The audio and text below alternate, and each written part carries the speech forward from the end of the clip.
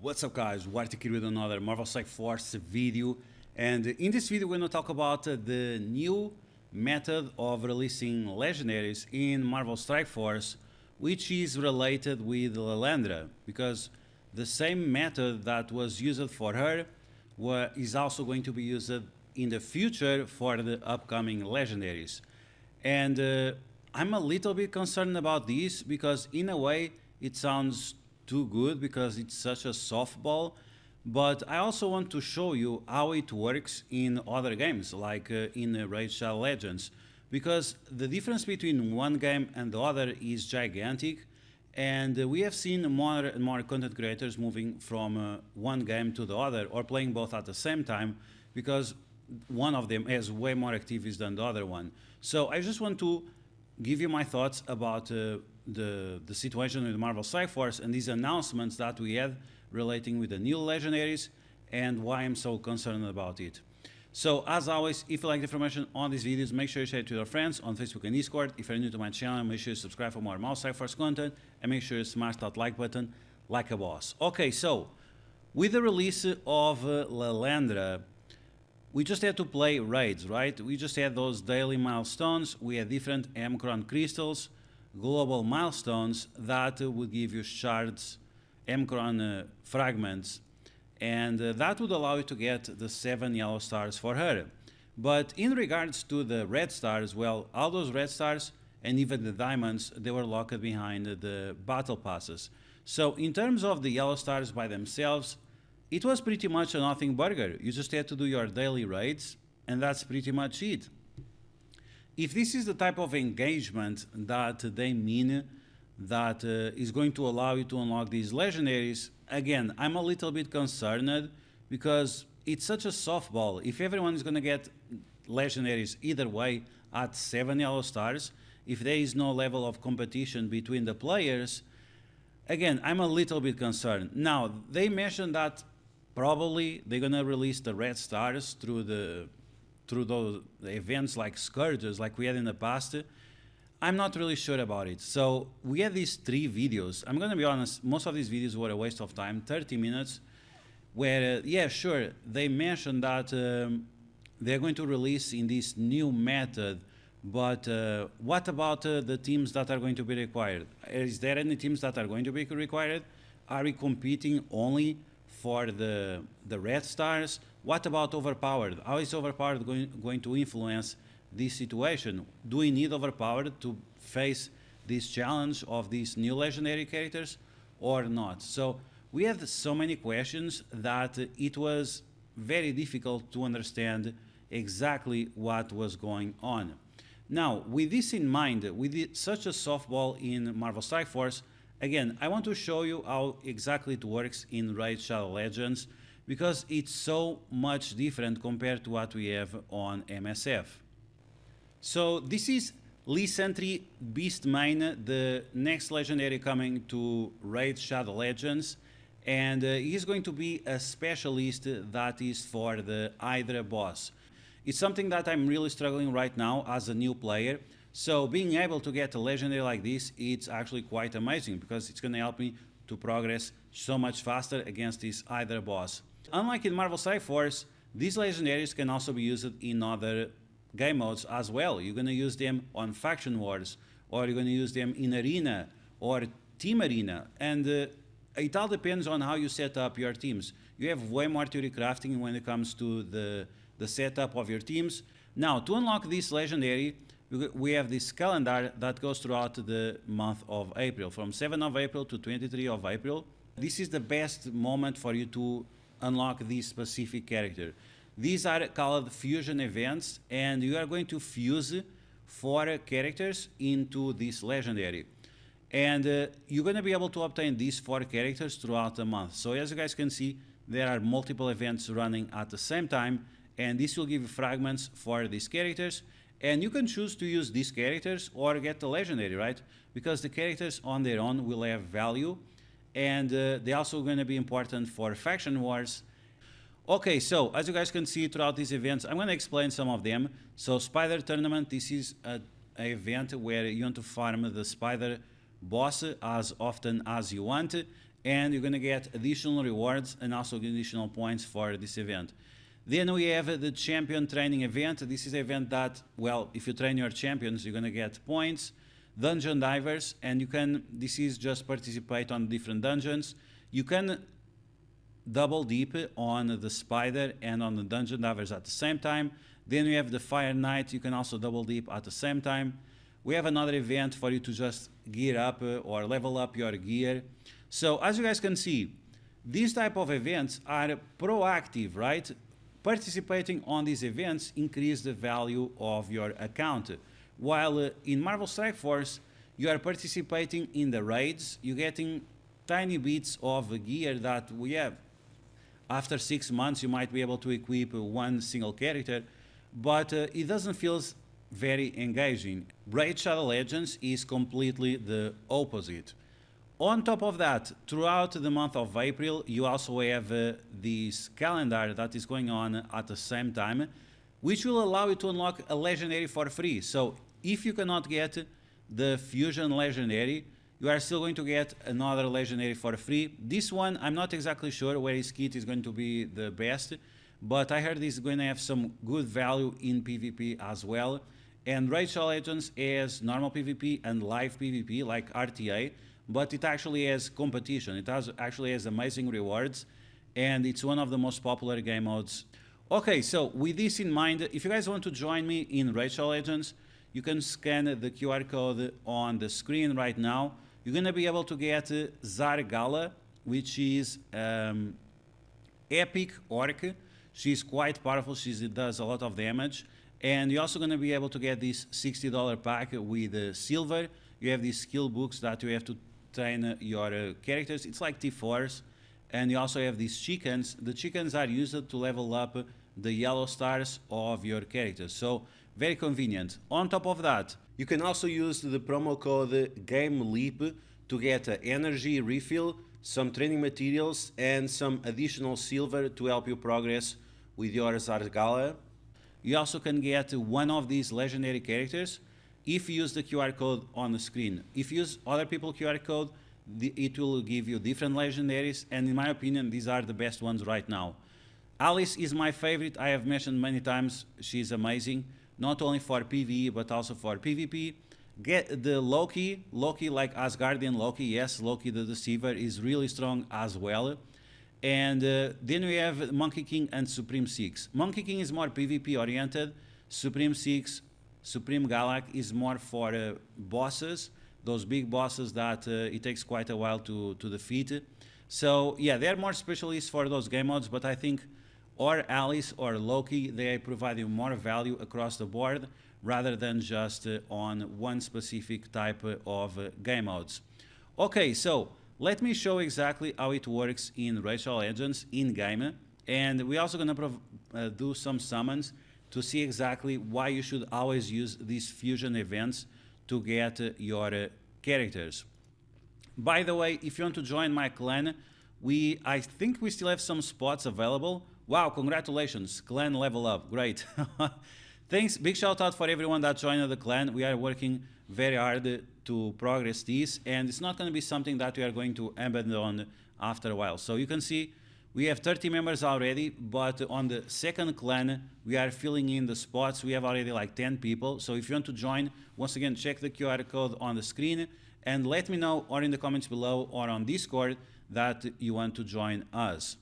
Okay, so like I was saying, let's take a look at the events. So on the right side of Raid Shadow Legends, you have the event tab and you have the tournament tab. And this is going to match with those calendars that we were just checking out. So the calendar right here, these are the different events. So the ones down are the events, the one ups are the tournaments. And on the tournaments, there are leaderboards, but you have free rewards that you can obtain for free that will not interfere with your summon event. So you can get the legendary even if you don't score well on the leaderboard. So for example, on the spider tournament, I actually put auto effort here because the spider boss is very good to farm gear. But you can see I got the shards here for the rhino that is required to unlock this new legendary of the fusion event. And on top of that, you also get a bunch of other rewards, as you guys can see. So you have the leaderboard rewards, which are these ones right here, and you have the event rewards, that are the ones on the right. And this is very engaging, right? You have to participate in order for you to complete this. And I'm telling you, like, this is fun to do.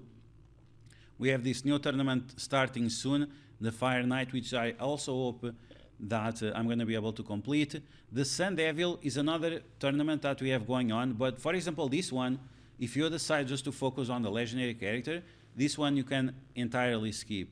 The rewards are like for red stars for your characters, which are important for sure, but unlocking the new legendary, like I said, I need it for the Hydra boss, so yeah, I'm not going to be missing out. In terms of the events, again, it's just all about engagement, and this is why I think where Marvel Strike Force fails so much is just that the engagement you have just doing your daily raids, that's pretty much meaningless. They would have to do something like this if they would have the pocket dimension or frozen dimension, otherwise it does not match the same type of event and the same type of engagement, right? Because doing your raids is not really something unusual. So you can see right here, like it was on the calendar, Dungeon Divers, and we have the Rhino right here. I'm halfway through and we still have 1 day left, and we have other events at the same time. I'm going to show you what kind of engagement you have to do. So for example, this is the champion training event. This one you have to, guess what? Train your champions, awake your champions, put T4s on your champions. So you can see right here, event points by leveling up your characters and upgrading their ranks. So this one is specifically for leveling up and getting additional yellow stars on your characters, which that's why we use those chickens. So if you don't get the legendaries in this specific way, you can see the fusion right here, and then we have this new guy. So it is right here, same guy that you saw before, and it requires those rhinos. So you want to make sure that you get the rhinos, then you level them up, and after you put all of them together, and then you fuse, and you get the legendary character. If you don't do this, well, then it's way more painful, because after that, you have to do summons, and sometimes raid has these 15 multiplier, 20 multiplier, and 25 multiplier, which will allow you to get legendaries as well. It's just on a much lower rate. You have like 10% chance or so to get the specific characters. So we're going to open a few void shards to see if you can summon any of these characters or not. So here we go. Let's see if you can get the specific legendary, which I heard is quite powerful. Sifi, Lost Bride, and she has the husband. So she's the Lost Bride, but she actually has the husband, which is also undead. She steals speed bar from the enemies, shields up herself and the team. After she gives immunity, defense up, and speed up to your entire team. Also plus speed bar. Speed bar is something very prevalent in Racial Legends. And then you also have a revive, and then you apply offense up and crit to the character that got revived. So let's see what we can do here. We're going to open one by one these orbs. Let's see if we can get lucky. Anything that is like purple would be great. There are a few rares that are quite nice as well. Pantera, I don't have this one for sure. She does triple attack. That's very convenient against the boss that we're going to face tomorrow. Then we have double attack as well with the heal block. Interesting. That's very interesting. And then perfect veil with the reflect damage. So this is if you get attacked, you're going to reflect some of that damage back. Okay. So that was the first character, one I didn't add. Let's go for the next one. Let's see if we can pull some epics or even a legendary would be quite nice. This one, I have no idea. Below herb, below herb. Funny name. Attacks all enemies on the basic. Wow, that's very powerful. Then we have attacks all enemies again and decreases the speed. Interesting. And then we have, wow, he attacks all enemies all the time, plus the speed aura for the crypts. Crypts is the faction wars, Ogrian tribes. Okay, that's interesting. Let's go for the next one. Let's see if we can pull something good. We have these 11 shards to open. Another rare. Another character that I don't have. What the hell? So many characters that I don't have. 50% of decreasing the speed bar. Interesting. Then it places unkillable and offense up for a specific ally. Okay, unkillable is like you really don't die. Even it's like death proof, but imagine if death proof could not be removed. Attacks 3 times at randoms and then decrease the damage and heal block. This is good because some characters some bosses require heal block. So all of these characters so far have been quite good. And this purple type. Purple type is called void type, and they are like neutral. Another void character, fanatic, and this guy is Shadowkin, which is like samurais, so that's pretty solid. Decrease the defense and for 60%, interesting. And then attacks, and then 75% chance of transferring debuffs. And finally we have, wow, offense up 50% for all allies for 2 turns. That's really, really good. Again, like the rares are very solid, especially the void ones. Let's see, we have 4 more shards. Let's see what we can pull. Here we go. Okay, there you go, first epic. And this is Padma, interesting. Padma, it's a funny word in my language. Attacks twice, and if it is a critical attack, applies decrease attack. And the air damage is based on defense and attack. Wow, that's quite interesting. Lowers accuracy, attacks everyone, and also scales on defense and attack. Awesome. And then you have attack and removes all buffs from the primary target. Very, very interesting. So yeah, this is great because some characters you can apply attack and they increase their damage. If other characters apply defense and increases the damage. On others you apply HP and it increases the damage. But this one, because it has dual tag, that means you have way more value from your stats. Let's get some more summons going. Let's pull another one. Here we go. Can we get something good? Something spicy? We have a rare Selenia Night Cloak. I'm not sure who she is. Heals by the 20% if they have HP burn. Attacks all enemies, 50% chance of increasing the HP burn duration. And then we have increased accuracy and 50% chance of applying HP burn. So HP burn is like a bleeds, but it's a different type of bleeds. It's a better bleed. And let's go for the final summon. Here we go, 3, 2, 1. Come on, Rachel Legend, hook me up with another epic. No, it's another rare. Okay, and this one, I have no idea. Drowned, Blood Wrath, and is another void rare. Attacks, applies stun. Okay, that's nice. Attacks all enemies, decreases the defense. Okay, and applies fear. Very, very interesting. What is this? Heals his champion whenever he kills an enemy. Okay, so there you go. We finished the summons with a very, very fat character. He has very good ratings, so that might be useful for some later event in the game. But yeah, guys, that's the difference between Rachel Legends and Marvel Strike Force when it comes to events.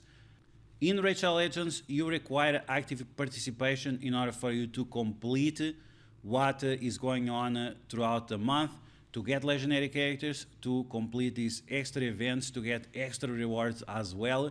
Even Star Wars Galaxy of Heroes has a way better system of releasing characters than Marvel Strike Force, and this is why I'm so concerned of what they're going to do and how much is it going to impact your daily activity. If it's really going to increase your daily activity, or if not, if it's going to be still something static which you don't engage very much with. If you want to join me in Rachel Legends, once again, make sure to check out the QR code on the screen. Make sure to leave me a message on Discord or in the comments below if you want to join our clan or not. You have a unique opportunity to get Zargala for free.